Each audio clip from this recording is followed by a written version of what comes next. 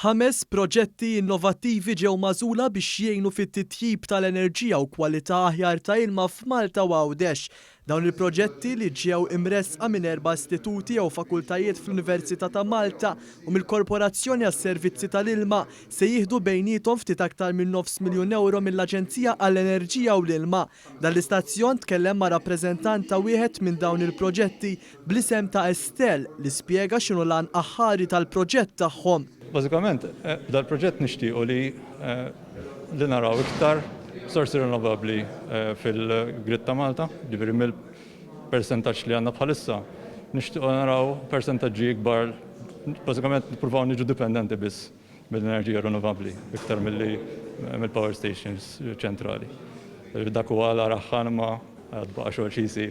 Flimkien ma' Estelle intażlu wkoll il-proġetti b'Kowsi, Pur Ilma, Wet Soil u Sigma.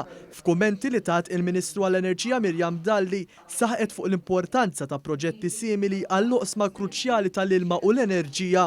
Jekk hemm settur li jiddependa ħafna mir-riċerka u l-innovazzjoni huwa s-setturi tal-enerġija u s-settur tal-ilma. Mod partikolari fil-mixja tagħna biex innaqsu kemm jista' jkun it-tniġġis.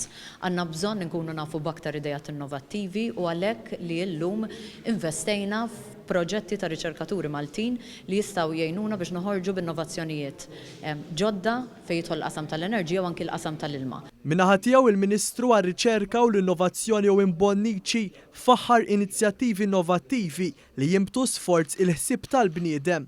Aħna rridu li f'pajjiżna jkollna ekosistema robusta ta' innovazzjoni li tfisser li aħna nagħtu dak kollu li nistgħu biex ikollna riċerka u innovazzjoni f'pajjiżna kif għamlet l-Aġenzija dwar l-Enerġija u l-Ilma illi mill-fondi tagħha qed tiffinanzja numru ta' proġetti ta' riċerka fuq oqsma li jagħmlu differenza fil-ħajja tal-poplu Malti u Għawdex.